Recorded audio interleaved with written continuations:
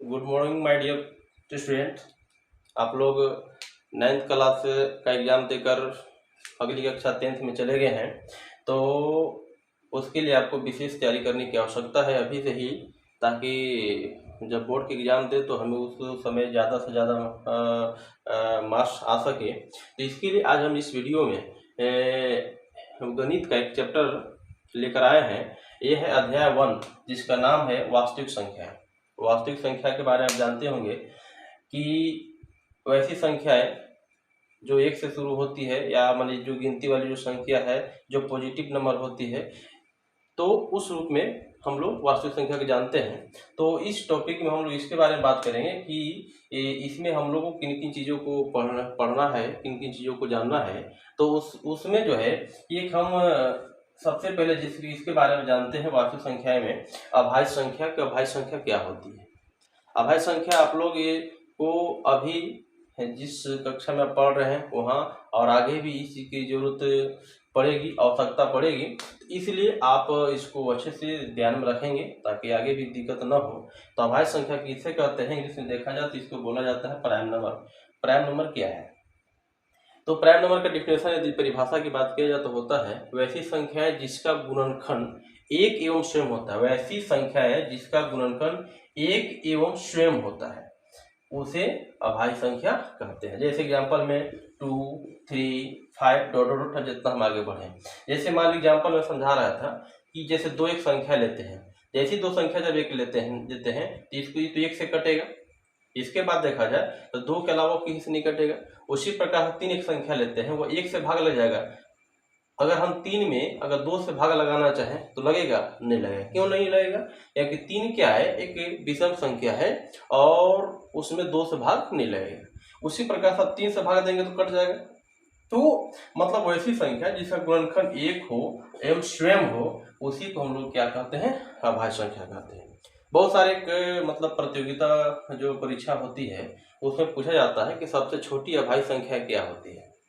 सबसे छोटी अभाज्य संख्या क्या होती है? ऑप्शन में 1, 2, 3, 4, 5 दिया हुआ रहता है। तो आपको हमेशा याद रखना है कि सबसे छोटी अभाज्य संख्या जो है वह 2 होती है। सबसे छोटी अभाज्य संख्या 2 होती है, इसको याद रखेंगे। तो हम समझ रहे होंगे कि अभाज्य संख्या के बारे में आप अच्छी तरह समझ गए होंगे। अब जो आपको इस वास्तविक संख्या जो अध्याय है, प्रथम अध्याय है, उसमें सबसे जो महत्वपूर्ण टॉपिक है, जो जिस टॉपिक पर हम बात करेंगे वह है यूक्लिड विभाजन एल्गोरिथम। इसके बारे में हमेशा एग्जाम में आता है, इसके बारे में ध्यान समझेंगे।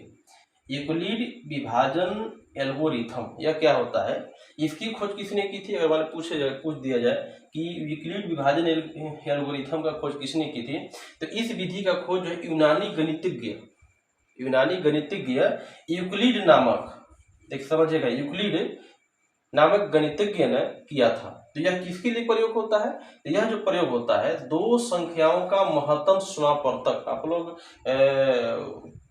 जो है निचली कक्षाओं में एलसीएम एचसीएफ निकालना सीखे होंगे। अगर थोड़ी बड़ी अगर दिक्कतें होती होगी तो हम लोग इसमें अच्छे से समझ जाएंगे। तो यूक्लिड विभाजन एल्गोरिथम जो है किसके लिए जो प्रयोग करते हैं हम लोग? दो संख्याओं का महत्तम समापवर्तक यानी कि एचसीएफ निकालने के लिए। तो इस विधि का हम लोग प्रयोग करते हैं। जैसे आपने निश्चित कक्षाओं में क्या किया होगा कि आप डायरेक्टली जो है कि एचसीएफ निकालते होगा, लेकिन तरीका वही है, निकालने का तरीका वही है, लेकिन हम लोग बस यहाँ पर जो है कि यूक्लिड विभाजन मेथड से इसको ज्ञात करेंगे। तो यह विधि जो है यूक्लिड विभाजन की एल्गोरिथम के नाम से जाना जाता है। तो चूंकि समझ गए होंगे कि यूक्लिड विभाजन एल्गोरिथम जो है वो किसके लिए होता है, तो जब भी इसका प्रयोग होता है तो दो संख्याओं का एचसीएफ निकालने के लिए।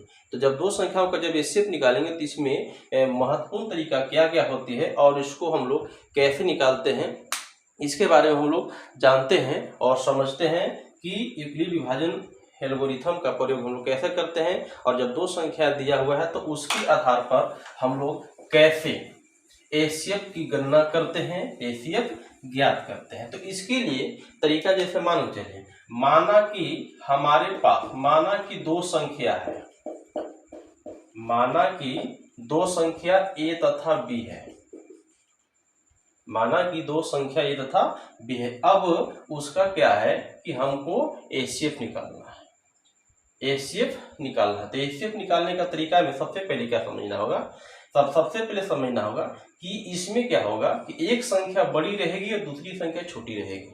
हमेशा जब दो संख्या की जब बात करेंगे हम, तो इसमें हमको एक चीज ध्यान देना होगा, क्या है, एक संख्या बड़ी रहेगी और एक संख्या छोटी रहेगी, और दोनों में से कुछ भी कोई इधर उधर हो सकता है। उसमें ऐसा नहीं कि ए ही बड़ा रहेगा ए भी रहेगा, जो बड़ा या छोटा होगा उसको ध्यान देंगे। यानी कि कहा जाए तो उसमें अगर हम ए को बड़ा मान लेते हैं तो यानी कि मेरे अनुसार क्या होना चाहिए, ए ग्रेटर देन बी। यानी कि उस क्या बताए कि दो संख्या में एक संख्या बड़ा, एक संख्या बड़ी होगी, एक संख्या छोटी होगी। तो पहला स्टेप, दो संख्या मान लेते हैं ए और बी, जिसमें एक संख्या बड़ी होगी और दूसरी संख्या छोटी होगी। तो जब हम इससे गणना करते हैं तो इसमें जो है हम क्या करते हैं कि छोटी संख्या से बड़ी संख्या में भाग देते हैं। छोटी संख्या, जैसे मान चलिए कि छोटी संख्या बी मान लिए और बड़ी संख्या किसको मान लिए, हम ए को मान लिए। तो क्या करते हैं कि बी से जो है कि हम ए में भाग देते हैं, बी से ए में हम भाग देते हैं। तो जब भाग जब देते होंगे तो आप समझते होंगे कि जब किसी भी संख्या में, मतलब जब किसी से जब भाग दिया जाता है तो यहाँ जो प्राप्त होता है उसको हम लोग बोलते हैं भागफल, ये सब जानते होंगे आप लोग। और चूंकि अगर पूरा पूरी जीरो कट जाए तो ठीक है, और नहीं तो जो नीचे जो बचता है इसको आप लोग सब जानते होंगे, इसको हम लोग बोलते हैं शेषफल। और जिससे भाग दिया जाता है उसको बोलते हैं भाजक, और जिसमें भाग दिया जाता है उसको बोलते हैं हम लोग भाज्य। इस बात अच्छी तरह समझिएगा कि जिससे भाग दिया जाता है उसे भाजक बोलते हैं, जिसमें भाग दिया जाता है उसको भाज्य बोला जाता है। यहाँ जो प्राप्त होता है उसे भागफल बोलते हैं, और यहाँ जो प्राप्त होता है उसे हम लोग शेषफल बोलते हैं। अगर इस प्रकार से देखा जाए तो एक चीज आप हमेशा याद रखेंगे कि भाज्य बराबर जो है वह होता है भाजक गुना भागफल प्लस शेषफल। इसको आप हमेशा ध्यान रखेंगे, भाजक बराबर क्या होता है, भाजक गुना भागफल प्लस शेषफल। अर्थात अगर देखा जाए तो अगर यहाँ पर शेषफल जो होता है, अगर शेषफल की बात किया जाए तो शेषफल जब भी होता है तो चाहे वह जीरो के बराबर होगा या जो भाजक होगा उससे कम होगा। शेषफल जब भी बचेगा तो वह क्या होगा, जीरो के बराबर होगा, या जो भाजक जिससे हम किसी संख्या में भाग दे रहे हैं उससे कम होगा। इसको आपको हमेशा ध्यान में रखना है।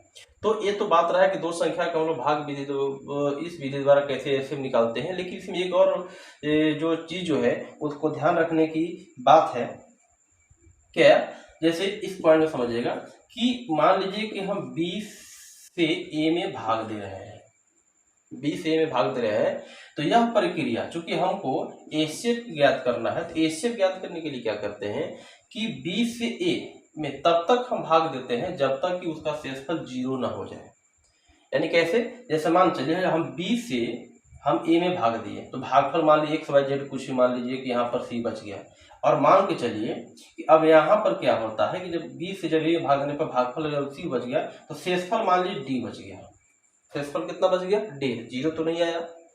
तो चूंकि मेरा जो मेन मोटो है वह कहाँ है, जीरो प्राप्त करना है, और आखिरी में जो भाजक होगा जिससे भाजक जब भाग देंगे हम तो जब जीरो बचेगा तो ही लास्ट में मेरा क्या बचता है, HCF बचता है। जैसे मान लिए यहाँ पर हम 20 से ए में भाग दिए, भागफल कितना बच गया, C बच गया, और शेषफल मेरा कितना बच गया, D बच गया।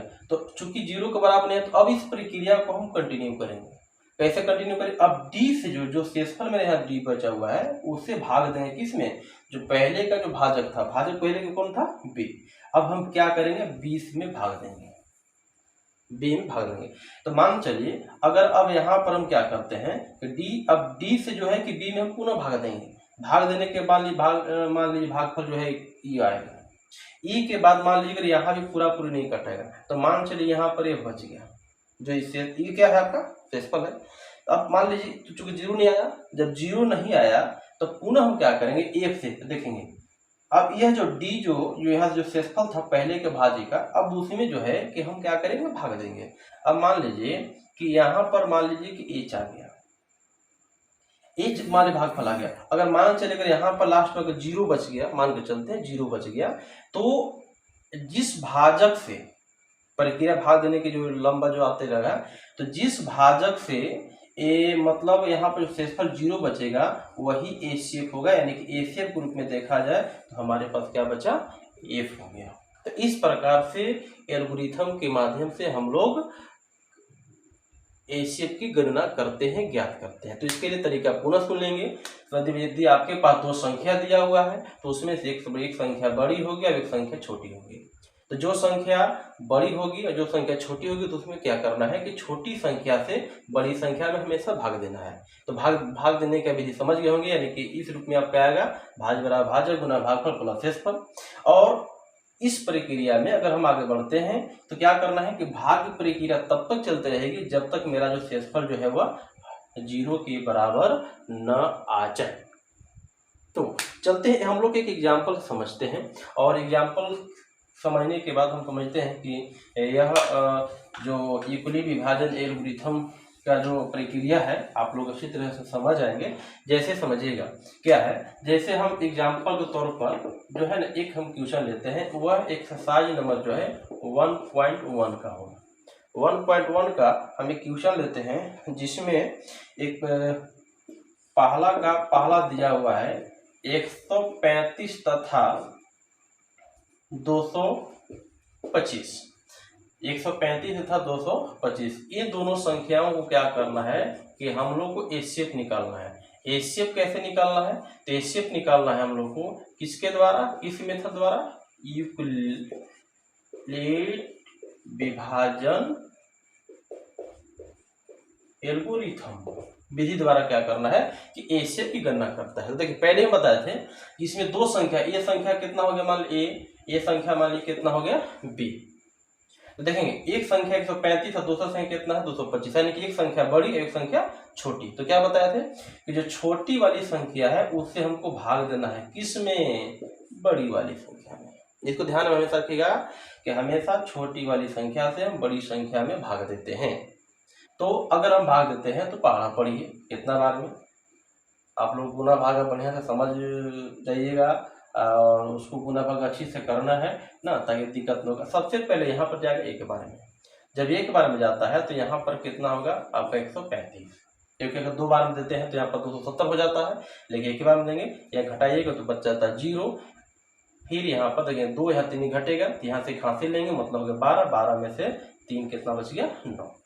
अब बताए थे अगर यहाँ पर 0 हो जाता तो मेरा जो एचसीएफ है कौन हो जाता 135, लेकिन 0 चूंकि नहीं आया।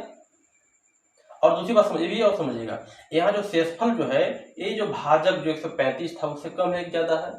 तो आप देखते होंगे कि जो 90 जो है 135 से कम है। तो जब कम है तो पुनः क्या करेंगे हम भाग लगाना है, आगे भाग की प्रक्रिया आगे बढ़ता जाना। कैसे, अब 90 से भाग देंगे किस में 135 में, जो पहले का जो भाजक होगा उसमें भाग देंगे। देखिए तो 90 दूनी 180 होता है, नहीं जाएगा, तब पुनः हम क्या करेंगे एक बार देंगे। तो कितना हो गया 90 कम 90, फिर घटाइए कितना बच गया 5, 13 में से 9 45, फिर 45 बच गया। देखिए तो यहाँ जो 45 बचा देखिए तो 90 से कम है, हाँ कम है। अब फिर वह क्या करेंगे हम 45 से भाग देंगे किस में 90 में भाग देंगे। क्यों, क्योंकि चूंकि मेरा 0 नहीं आया, जब 0 नहीं आया तो हम आगे प्रक्रिया बढ़ते जाएंगे। तो 45 दूना कितना करेंगे हम 90। देखिए तो जानते होंगे 45 कितना होता है 90, कट गया मतलब कितना हो गया 0 0 बराबर आ गया। जब 0 0 बराबर है तो हम बताया थे कि जिस संख्या से यानी कि जो शेषफल से लास्ट में क्या होगा भाग प्रक्रिया हम बढ़ाते जाएंगे, जिससे जो पूरी कटेगा वही मेरा क्या हो जाएगा एचसीएफ हो जाएगा। तो यानी कि एचसीएफ के रूप में देखा जाए तो कितना हो गया मेरा 45 हो गया। तो इस प्रकार से अगर आप अच्छी तरह समझते हैं बनाते हैं तो निश्चित तौर पर आप अच्छी तरह से समझ जाएंगे। और सबसे पहले कॉन्सेप्ट को समझना जरूरी होता है, इसके बाद जो है कि आप आसानी से मतलब मैथ को समझ जाइएगा, बना लीजिएगा। तो धन्यवाद।